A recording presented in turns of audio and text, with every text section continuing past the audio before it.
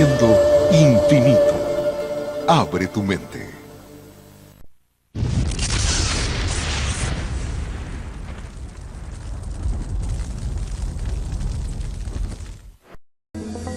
Pero ¿qué sucede cuando se formulan preguntas sobre muchas de nuestras creencias fundamentales? Un misterio que no tiene explicación. Un enigma que desafía la razón. Una respuesta sorprendente. Encontrar ese misterio en forma directa puede cambiar su vida para siempre. Cara a cara con los grandes acertijos de todos los tiempos, los más profundos misterios del mundo tocarán su vida de formas que usted jamás imaginó que fuera posible.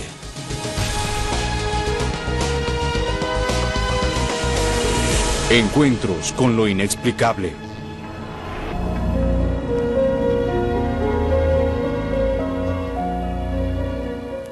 Uno de los grandes enigmas de la historia fue el poder aparentemente maravilloso de la oración. Desde los comienzos de la historia escrita, personas de todas las naciones, religiones y creencias rezaron. ¿Hay alguna evidencia de que la oración pueda afectar el resultado de los grandes acontecimientos? ¿Hay alguna forma científica de probar que la oración puede curar? ¿La ciencia o la historia nos brindaron alguna confirmación confiable de que la oración puede provocar un efecto en nuestra vida y la vida de los que nos rodean? Durante miles de años, personas de todo el mundo aceptaron la idea de la oración basada simplemente en la fe. ¿Pero puede demostrarse que esa fe está justificada? Hay algunos líderes políticos que parecen aceptar la noción de que la oración tiene poder. ¿Pero realmente supera a la naturaleza? ¿El simple acto de rezar puede hacer que un avión de línea no se caiga? ¿Hay experimentos científicos que nos ayuden a entender mejor el poder de la oración? ¿O será nuestra propia experiencia la que finalmente resuelva la pregunta? ¿Hay algún poder en la oración? Durante miles de años, personas de todo el mundo aceptaron la idea de la oración basada simplemente en la fe. Pero las generaciones modernas son más exigentes. Una cosa son las conclusiones y otra muy diferente es cómo se llega a ellas. Después de todo, tenemos mejores herramientas, técnicas más sofisticadas, mejores métodos para llegar a la verdad. Deberíamos ser capaces de determinar científicamente si hay o no hay verdadero poder en la oración. ¿Pero es un tema apto para la investigación? Abraham Maslow, científico y psicólogo del siglo XX, cuyos estudios y textos crearon gran parte de nuestro pensamiento moderno, escribió: si hay una regla principal en la ciencia, es aceptar la obligación de conocer y describir todos los hechos de la realidad. Todo lo que existe, todo, debe aceptar dentro de su jurisdicción, incluso lo que no puede entender ni explicar, aquello para lo cual no existe ninguna teoría, que no puede ser medido, predicho, controlado ni ordenado. Incluye todos los niveles del conocimiento y la experiencia subjetiva. Todos los niveles del conocimiento y la experiencia subjetiva. Bien, eso debería incluir la oración. Tenemos efectivamente un vasto conocimiento o al menos una conciencia de la oración. Y esa es, según cualquier definición, una experiencia subjetiva. Pero ¿deberíamos buscar respuestas científicas al tema de la oración? Algunas cosas deberían estar fuera de los límites de la ciencia. Sé que los científicos rutinariamente nos dicen que vamos a la deriva, sin tener un sentido. Además, la oración no necesita a la ciencia para legitimarla o para justificarla. Los expertos no están en absoluto de acuerdo en que debamos investigar el poder de la oración, pero la investigación ya se abrió y las posibilidades para el descubrimiento son ilimitadas. La historia antigua y la historia moderna están plagadas de ejemplos de sacerdotes, rabinos y otros individuos que rezan por la salvación de los ejércitos, las naciones y las personas. Y lo que es aún más notable es que los registros históricos sugieren que en muchos casos la oración funciona. De hecho, no tenemos que remontarnos mucho en el tiempo para hallar ejemplos asombrosos con resultados casi bíblicos.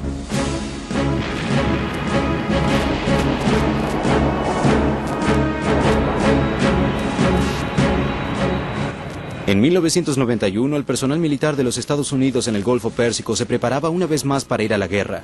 Los capellanes militares alentaban continuamente a los hombres para rezar por su propio regreso a salvo y por el de sus camaradas. Y en su nación, millones de norteamericanos rezaban por sus hijos e hijas. Según el teniente general Charles Krulak de la Marina estadounidense, tanto las oraciones de los militares como la de los civiles fueron respondidas. El general Krulak fue responsable de realizar el ataque frontal contra el ejército iraquí. La amenaza de guerra química generaba la necesidad crucial de abastecerse con abundante agua con el fin de descontaminarse. El general había descubierto fuentes que podían abastecer 450.000 galones de agua por día, pero recibió órdenes de trasladar su base de operaciones a 120 kilómetros al noroeste, a una zona llamada Llanura de Grava. El intento de extraer agua era en vano, solo obtenían polvo. Los expertos, que iban desde ingenieros en petróleo hasta beduinos, eran incapaces de ayudar. La fecha del ataque terrestre se acercaba y seguían sin hallar agua. El general Krulak se reunía con los oficiales de su personal para la oración matutina desde 1977. Ahora la necesidad crucial de agua era el foco de sus oraciones. Un domingo por la mañana, poco antes del lanzamiento del ataque terrestre, un coronel interrumpió abruptamente la oración. Dijo que era importante que el general Krulak lo acompañara de inmediato. El coronel llevó al general Krulak por una ruta que había sido construida recientemente por el cuerpo de Marines. Lo que vio el general sobresalía como un espejismo en el desierto.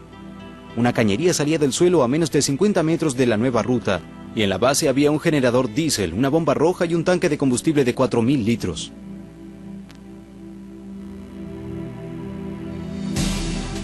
Cuando el general Krulak presionó el botón de encendido, el generador arrancó inmediatamente. El flujo de agua de la fuente les daba casi los 450.000 galones que necesitaban diariamente para proteger a los soldados. El general y más de 20.000 marines habían viajado por esa ruta, pero ninguno de ellos había visto esa bomba pintada con colores brillantes hasta el domingo a la mañana. El general Krulak, en un artículo publicado poco después de que terminaran las hostilidades, aparentemente dijo no existía ninguna posibilidad de que alguien hubiera pasado por esa ruta y no hubiera visto esa fuente y ese equipo pintado de varios colores. Esa fuente fue el resultado de las oraciones de hombres y mujeres honrados. Hay cientos, miles de historias relacionadas con la oración que provienen de nuestra historia militar, pero hasta ahora todas ellas parecen anecdóticas. ¿Hay alguna evidencia concreta de que alguien desde el campesino más pobre hasta el mayor potentado pueda de hecho cambiar el destino de alguien a través del acto simple de la oración? En el estudio descubrimos que la asistencia religiosa obra como una influencia en la expectativa de vida y la mortalidad. Investigadores de la Universidad de Texas, de Colorado y la de Florida siguieron a unas 22.000 personas durante 9 años y descubrieron que las personas que regularmente van a la iglesia o a misa una vez por semana en promedio viven hasta los 82 años. La gente que va más de una vez por semana vive en promedio hasta los 83. Pero las personas que no van a misa viven en promedio solo hasta los 75 años. Creemos que esta cuestión es importante. Todos estos estudios comienzan con una tendencia y esa tendencia suele ser religiosa. Y en algunos casos es muy evidente cómo esa tendencia afecta el resultado. En otros casos es difícil decir si el observador dejó de lado su tendencia o no.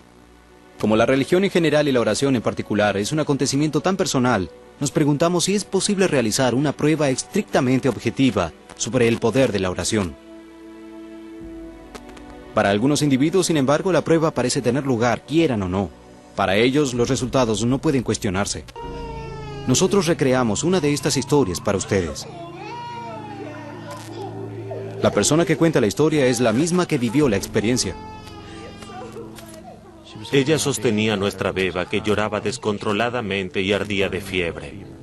Mi esposa había intentado llamar al médico, pero le dijeron que se había ido el fin de semana. Y como vivíamos en una zona rural, parecía que no íbamos a conseguir médico hasta el lunes a la mañana. Aterrorizado por los efectos que podía tener esa fiebre tan alta sobre alguien pequeño, sostuve a la beba contra el pecho y empecé a acunarla suavemente en los brazos.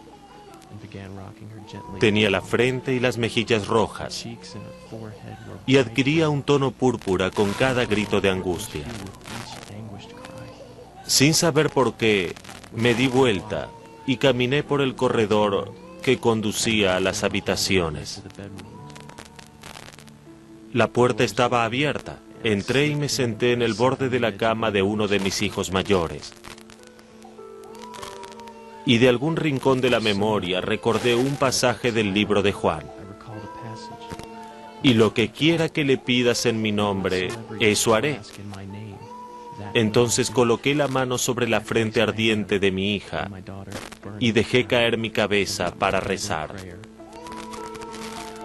Cuando le pedí a Dios que consolara y protegiera a mi beba, sentí que desaparecía la fiebre. La frente de mi hija, que hasta hace instantes estaba hirviendo, literalmente se enfrió bajo mi mano. Lo sentí con la misma claridad con que siento que el agua caliente se enfría, y casi al mismo instante la beba dejó de llorar. Me miró en la semioscuridad y su pequeña mano se estiró y me tocó la mejilla. Luego cerró los ojos y se durmió. Mi esposa, preocupada por el repentino silencio, entró y quiso saber qué sucedía.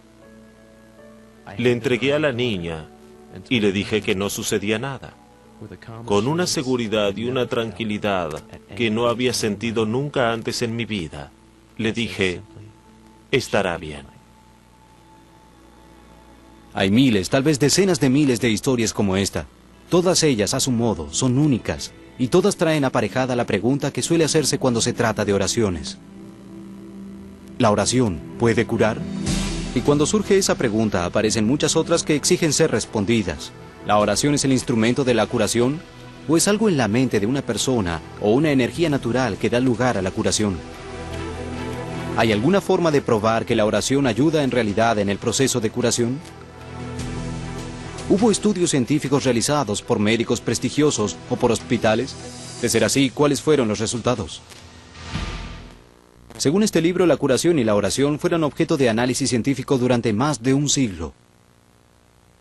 Para la mayoría de los médicos, la idea de que la oración puede producir resultados diferentes de las expectativas médicas es una tontería.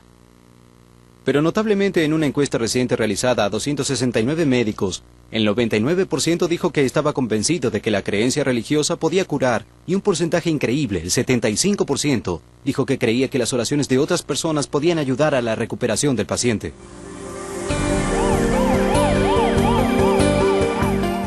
La rutina del Dr. Brian McMurray es una versión real de las tragedias que suceden en las salas de emergencia televisivas. El Dr. McMurray atendía y enseñaba en la sala de emergencias del Centro Médico Vanderbilt, cuando este incidente tuvo lugar. Hace 11 años yo vi esta horrible enfermedad fatal. La infección destruyó a una joven sana de 18 años y le quitó la vida. Y esta infección horrible llamada toxemia fulminante la mató. Y yo era su médico, pero no podía hacer nada.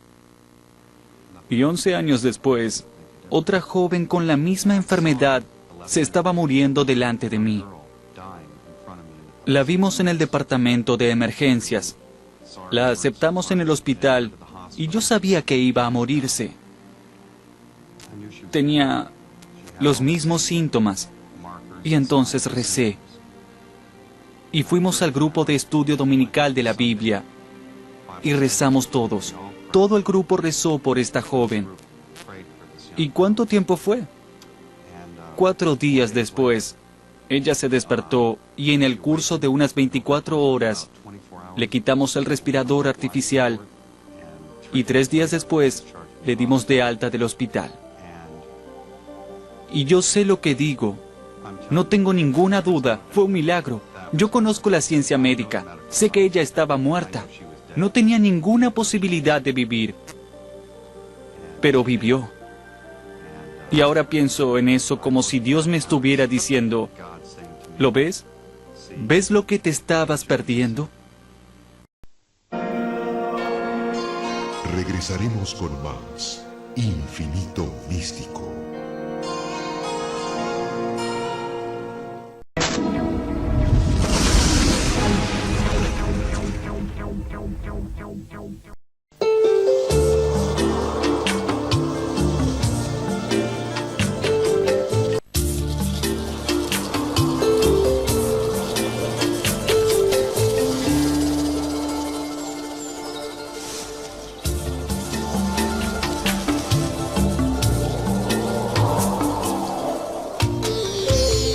Estás viendo Infinito. Abre tu mente.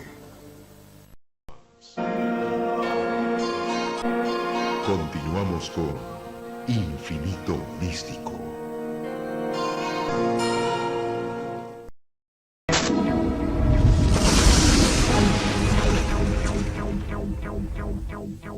Estudios hallaron una conexión entre el compromiso espiritual y una vida más larga. Y según algunas fuentes, se hicieron cientos de estudios. ¿Pero hubo algún resultado definitivo? Los científicos intentaron hallar evidencias para la oración durante más de un siglo. Lo que yo traté de hacer en mis escritos fue examinar esta evidencia y darle a la gente la posibilidad de pensar en eso y decidir si la oración funciona para ellos o no.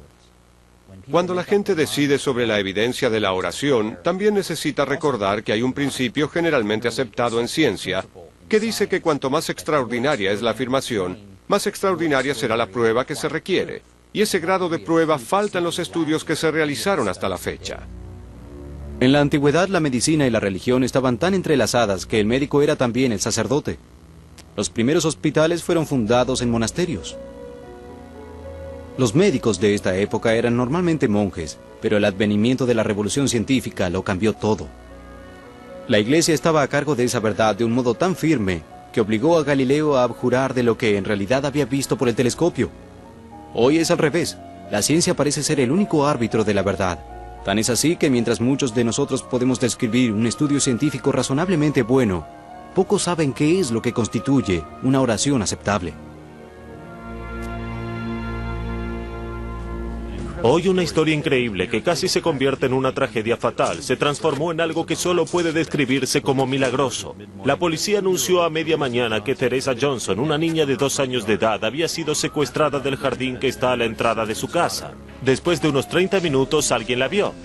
En realidad algunas personas del barrio la descubrieron debajo de la ruta en una alcantarilla. La pequeña Teresa Johnson había estado sumergida unos 30 minutos y la policía se horrorizó cuando advirtió que la habían arrojado bajo el peso de bloques de cemento. La policía y el médico de emergencias también sospechaban que la habían atacado sexualmente. Cuando uno mira a alguien en los ojos, advierte si está vivo o no. Y ella estaba muerta, pero aunque no respiraba, el médico de emergencias la llevó al hospital y puso sobre aviso a sus padres. Siendo enfermera, una está habituada a ver personas cerca de la muerte y personas que murieron. Y yo sabía que Teresa estaba muerta. Los amigos y otros ciudadanos se unieron a la familia en el hospital para esperar las novedades y rezar con la familia. Y aparentemente sus oraciones fueron escuchadas. Recuperó su propio ritmo cardíaco, tiene buena presión sanguínea y buen funcionamiento cardíaco. Increíblemente, Teresa Johnson siguió mejorando y no le quedó ninguna lesión permanente. Yo creo que hay 4 principios importantes que hacen que la oración sea efectiva. El primero es que necesitamos que esté la mente del Espíritu en las cosas que le pedimos a Dios. Y para eso, debemos resignar nuestra voluntad ante el Señor. Segundo, debemos confiar en el poder y en la clemencia de nuestro Señor. Tercero, necesitamos darle tiempo a Dios para que haga lo que quiere hacer y para que nos enseñe lo que debemos aprender. Y cuarto, debemos advertir que Él no siempre cura. Esto depende de su misericordia y de sus propósitos. Ahora que tenemos una idea de cómo funciona la oración, veamos uno de los estudios más recientes para verificar si se aplican esos principios. En 1988, el cardiólogo Randolph Byrd diseñó un estudio para evaluar científicamente el papel de Dios en la curación.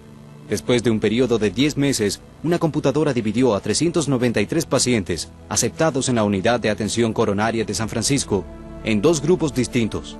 Uno de ellos estaba asociado con un grupo de voluntarios que rezaba por ellos desde su casa y el otro no. El estudio se diseñó siguiendo un criterio rígido. Era un experimento aleatorio y a ciegas. Ninguno de los 192 pacientes por los que había personas rezando ni los pacientes del otro grupo, que eran 201, sabían a qué grupo pertenecían y tampoco lo sabían los médicos y las enfermeras.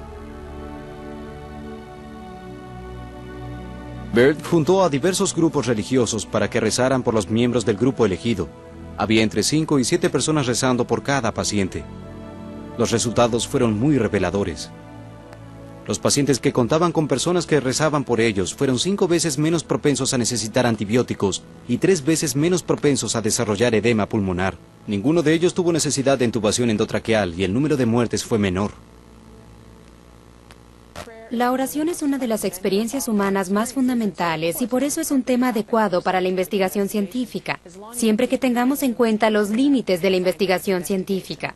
Si se usan pruebas clínicas controladas y rígidas, tal vez descubramos algo de los efectos de la oración. Pero no descubriremos cómo fue que dio ese efecto, ni qué significado o qué propósito tiene la oración en la vida de quien reza y de la persona por la que se reza. Ese tipo de preguntas no puede abordarse usando un método cuantitativo y a ciegas. La ciencia exige que los resultados de un estudio puedan repetirse para que tengan validez. ¿Hay alguna evidencia histórica que cumpla con ese criterio? ¿La evidencia de diversos testigos tiene algún valor? ¿Puede decirse que dado un conjunto de circunstancias, la oración siempre dará un resultado predecible? ¿Hay datos que apoyen la idea del poder significativo de la oración? Alguien dijo alguna vez, no hay ateos en las trincheras. Cualquiera que haya estado alguna vez en un combate o cerca de él, sabe que eso es verdad. Y lo que es aún más importante, sabe por qué es verdad. Pero eso es lo que sucede a nivel individual. ¿Qué sucede con las personas responsables de la vida de otras personas? Los generales y los políticos que están muy lejos de las trincheras. ¿Cómo ven ellos el concepto de la oración? El 6 de junio de 1944, una de las fechas clave de la historia de la humanidad, la fuerza invasora más grande de la historia se preparaba para el día D. 250.000 hombres, 11.400 aviones, 3.000 barcos de ataque, 6 barcos de guerra y numerosos destructores se preparaban para un ataque masivo. Entretanto, a miles de kilómetros, el presidente Roosevelt, con tono solemne, se sentó frente al micrófono para hablarle al pueblo norteamericano. Su mensaje esa noche fatídica fue una ferviente oración. Dios Todopoderoso, nuestros hijos emprendieron un tremendo esfuerzo. Una lucha por preservar nuestro pueblo, nuestra religión y nuestra civilización, y para liberar a una humanidad que está sufriendo. Necesitarán su bendición, pues su camino será largo y duro. No luchan por el deseo de la conquista. Luchan para terminar con la conquista. Ayúdanos, Dios Todopoderoso, a dedicarte una fe renovada en este tiempo de gran sacrificio.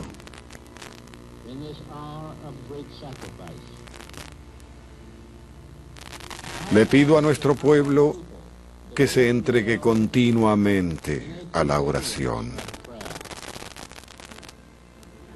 El día D estaba planeado originalmente para el 5 de junio, pero las condiciones climáticas adversas hicieron imposible el desembarco. Cuando se aproximaba el amanecer del 6 de junio, los vientos tenían prácticamente la fuerza de un huracán. El general Dwight Eisenhower tenía dos posibilidades. Si empezaban el ataque, seguramente sería un desastre. Pero si lo demoraban, esta gran fuerza expedicionaria sería detectada. El general Eisenhower nos dice lo que sucedió. Si no hubiera nada más en mi vida para probar la existencia de un Dios misericordioso y todopoderoso, los hechos de las 24 horas siguientes lo hicieron. El clima cambió notablemente y nos permitió iniciar la invasión con pérdidas mucho menores de las que habíamos previsto. Ese periodo de buen tiempo, repentino e inesperado, duró unas 36 horas y luego le siguió otra tormenta. El éxito del día D aceleró la derrota nazi antes de que los científicos de Hitler pudieran perfeccionar su propia arma, la bomba atómica.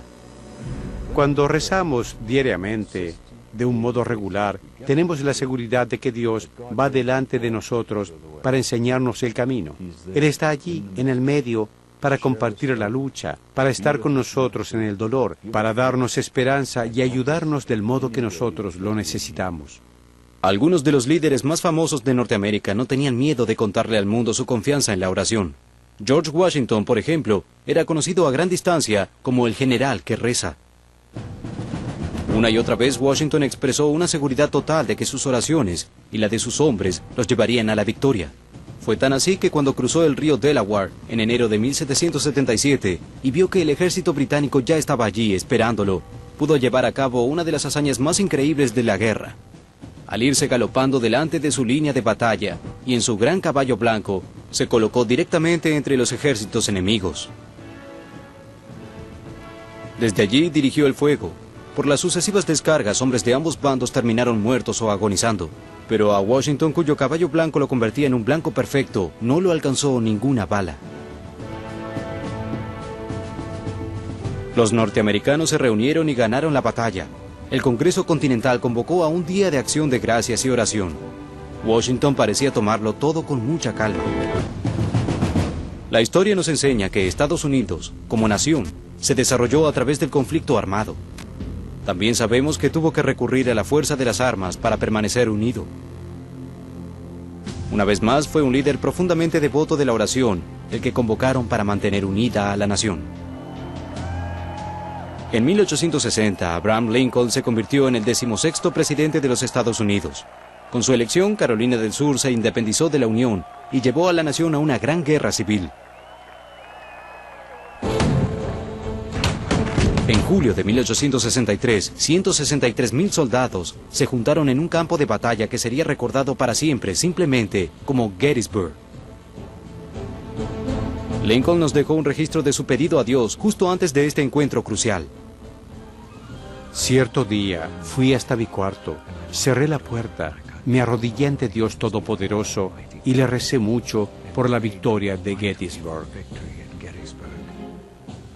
En ese momento, le prometí a Dios que si Él apoyaba a nuestros jóvenes en Gettysburg, yo estaría siempre con Él. Pero ni siquiera Lincoln podía imaginar cuán poderosa sería la respuesta a su oración. El coronel Joshua Chambers describió el hecho en un informe oficial del incidente al Departamento de Guerra. Nuestras líneas empezaron a romperse ante la abrumadora cantidad de soldados rebeldes. Nuestras armas disparaban, pero el enemigo seguía acercándose. Teníamos que defender esa montaña. Perder Little Round Top habría significado perderlo todo. Luego sucedió algo terrible. Nos quedamos sin municiones.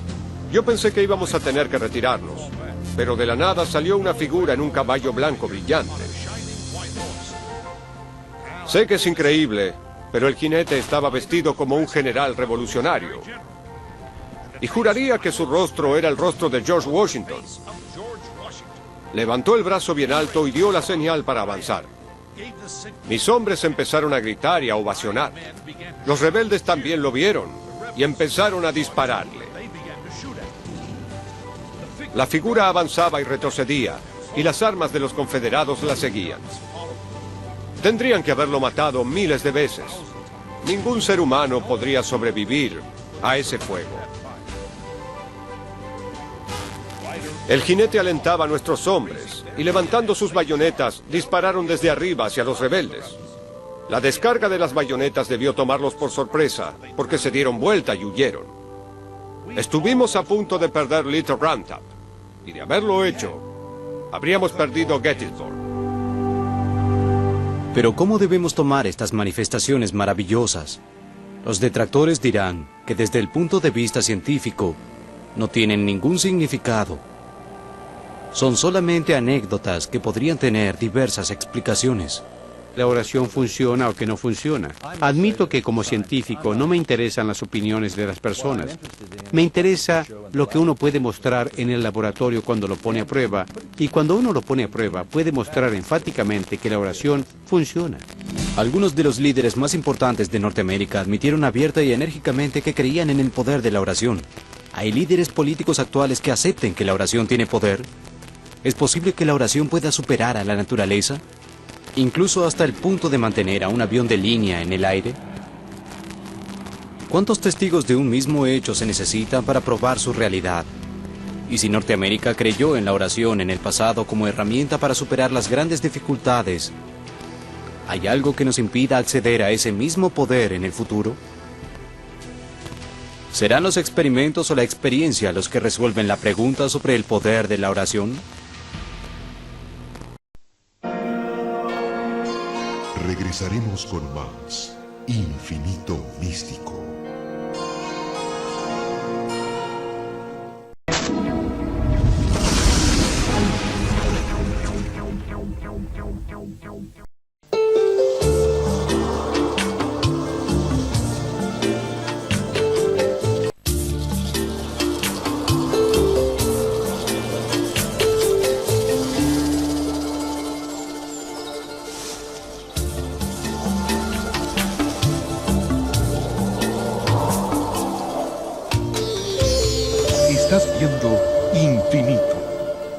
Abre tu mente.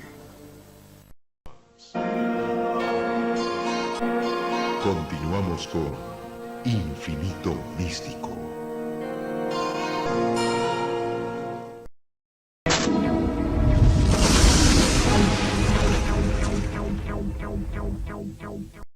Hasta el momento no nos interesó demasiado cómo funciona la oración. Simplemente nos interesó saber si funciona. Y nuestra investigación tomó dos caminos básicos: los experimentos científicos o la experiencia humana. La pregunta es, ¿alguno de los dos es más válido que el otro? En un estudio reciente del Dr. Norman Shirley, cirujano neurológico y autor de Curación Sagrada, el poder sanador de la energía y la espiritualidad, medía electrónicamente la respuesta de una cantidad de pacientes. Observamos una cantidad de cambios en la intervención de la oración, tanto químicamente en la DHEA, la dehidroepiandrosterona, como en la presión sanguínea, el pulso, el ritmo de la respiración y el electroencefalograma. En general tenemos dos grandes aspectos de la curación que podemos demostrar. Uno es el efecto en el electroencefalograma y el otro es el efecto en determinada química de la sangre. Y así podemos medirlos cuando la persona está descansando. También podemos medir qué sucede cuando un sanador está orando por esa persona y ver si hay cambios. Con más frecuencia vemos un aumento en el ritmo alfa o el ritmo teta. Y eso significa que la persona está menos agitada, menos distraída, más concentrada en la relajación. Tenemos muchos ejemplos que muestran que la intervención de la oración altera y aumenta estas frecuencias específicas, en especial alfa, y a veces también teta, tanto en el paciente que recibe la oración como en el sanador cuando éste está orando por él.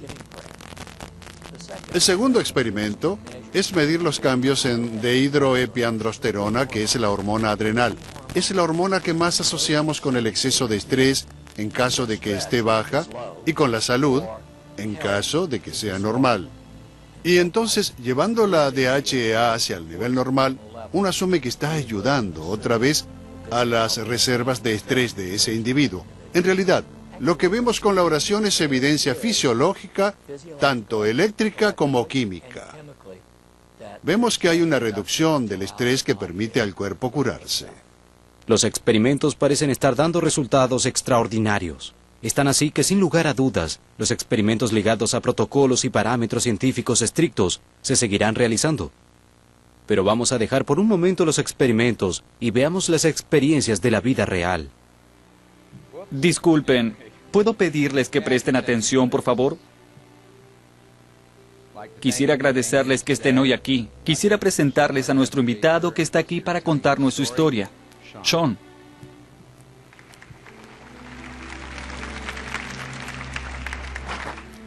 Gracias. Es bonito estar otra vez en la civilización. Yo estaba en el Cuerpo de Paz y realmente era una zona peligrosa, pero nuestro grupo vivía en una pequeña población a cierta distancia de la ciudad más cercana. Mi responsabilidad era hacer un viaje semanal para traer provisiones. En esa ocasión, yo tenía un poco más de miedo, porque además de las provisiones usuales y el correo, también llevaba algo de dinero y medicamentos para la población.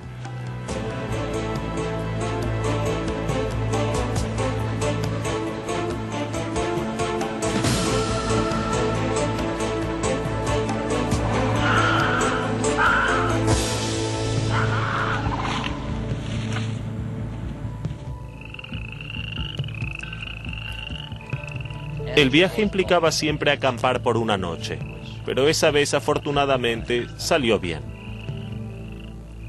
Yo volví a hacer ese viaje 15 días más tarde y cuando llegué a la población se me acercó un hombre y me dijo que él sabía que yo llevaba dinero y medicamentos 2 semanas antes y que con unos amigos había planeado matarme cuando yo estuviera acampando.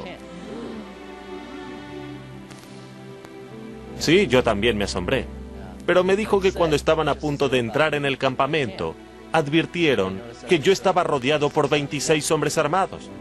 Yo me reí y le dije que estaba solo en el campamento, pero él insistió. Dijo que él y sus amigos habían contado a los guardias. Cuando mi hijo me contó esa historia, algo me llamó la atención y le pedí que me dijera el día exacto en que había acampado. Sí, lo recuerdo claramente. Fue el 23 de septiembre. Es importante porque aquí era de mañana y yo había ido a jugar al golf. Estaba a punto de hacer una jugada y sentí una necesidad abrumadora de rezar por él. La necesidad era tan fuerte que dejé el partido y los llamé a algunos de ustedes para que rezaran conmigo por mi hijo. Los que estaban conmigo ese día, por favor, pónganse de pie cuando los nombro. Dave.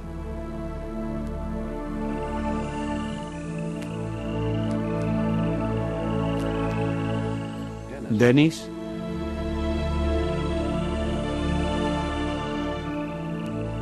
Richard. Bruce. Boyd. Greg. John. Leon. Brian. Bob. Denny. Eddie. Larry. Reggie. Max. Paul. Joe. Steve. Dana. Bernard. 24, 25, 26.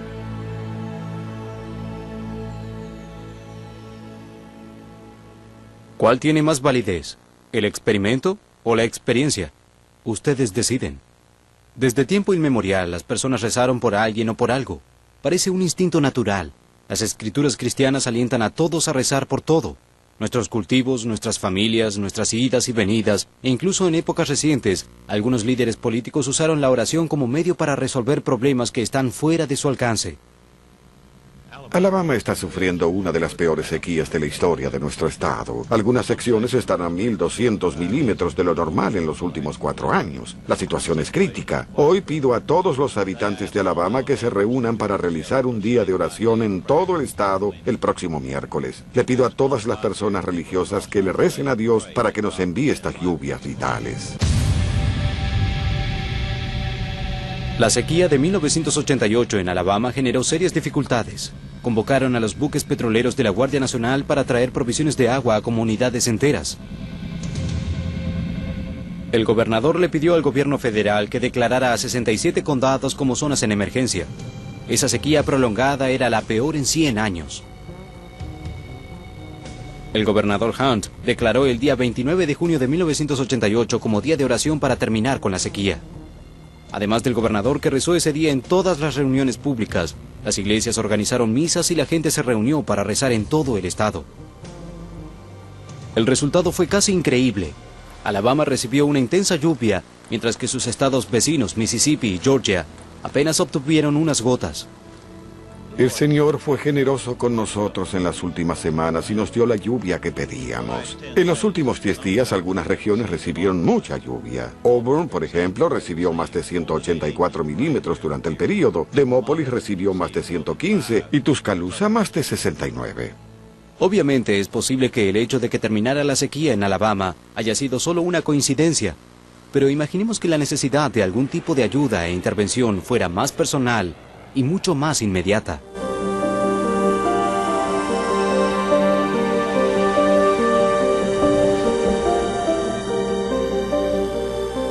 Tres días después de un accidente de avión en Everglades, Alan y Sandy Fry estaban empacando sus cosas y haciendo los últimos preparativos para unas vacaciones largamente esperadas para celebrar sus 15 años de matrimonio.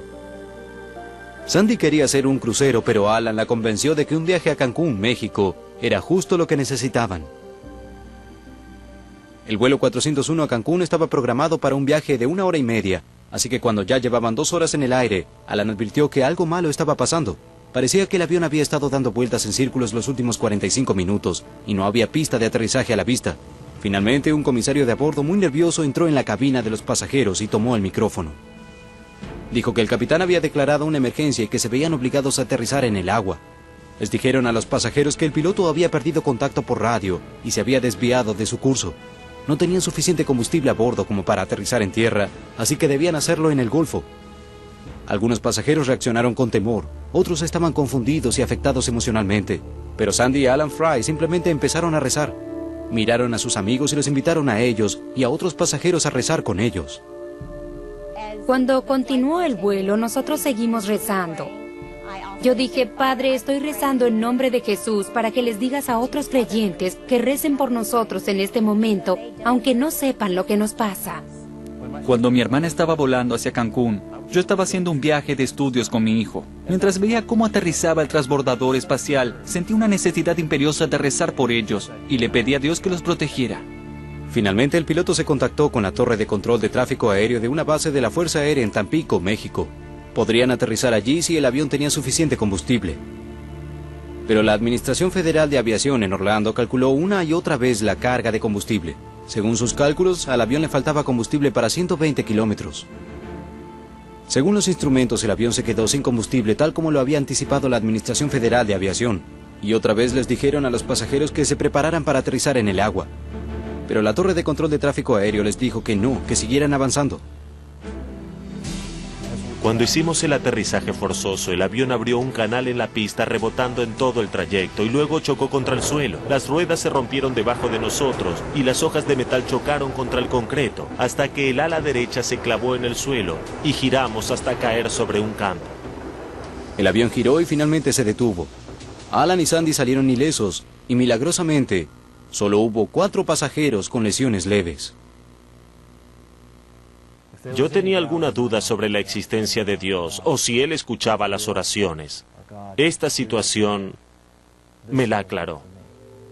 La investigación de la Administración Federal de Aviación confirmó que el DC-9 solo tenía combustible suficiente para 1 hora y media de vuelo hasta Cancún. En cambio, voló durante 3 horas y 10 minutos. Sus cálculos establecieron que este avión debía haber caído a una distancia de 120 a 190 kilómetros de la Tierra en el Golfo de México. En cambio, voló 1.100 kilómetros más allá de su destino original. ¿Qué fue lo que hizo que el vuelo 401 se mantuviera en el aire? ¿La suerte? ¿El error de cálculo? ¿O fueron las oraciones de Sandy, Alan y los otros pasajeros? Un artículo reciente de Reader's Digest sugiere que la investigación científica apoya lo que la gente creyó durante siglos. Y las pruebas siguen aportando sus resultados. Identificamos 1.200 estudios que observan la relación entre la religión, la oración y la salud. Y lo que nosotros descubrimos es que la gran mayoría de esos estudios muestran una vinculación entre estas actividades religiosas y una mejor salud física y mental. En síntesis, parece ser que hay gran cantidad de evidencia, tanto científica como personal, de que la oración funciona. De ser así, ¿por qué no usarla? Después de todo, es gratis para todos. Si nuestro hijo está enfermo, ¿por qué no usar la misma solución que nuestro padre o el médico cuyo paciente tiene una enfermedad terminal? La Corte Suprema dice que no podemos rezar en la escuela. ¿Pero qué sucede si rezamos por ella? Cuando los problemas parecen superar a la comunidad o la región en que vivimos, ¿por qué no seguir el ejemplo del gobernador y el pueblo de Alabama? En las horas difíciles, todas las naciones podrían beneficiarse de estas simples clases de historia. Dios Todopoderoso, te pido que nuestro pueblo... La evidencia, más allá de cómo se vea, parece indicar que los resultados serán favorables. ¿Existe realmente un poder en la oración? No hubo una mejor época que esta para averiguarlo.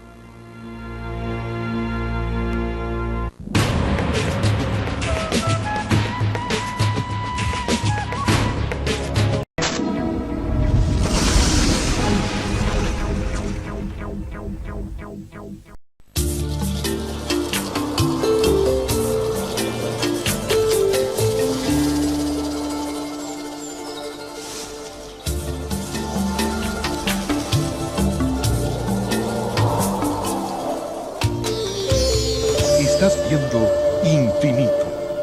Abre tu mente.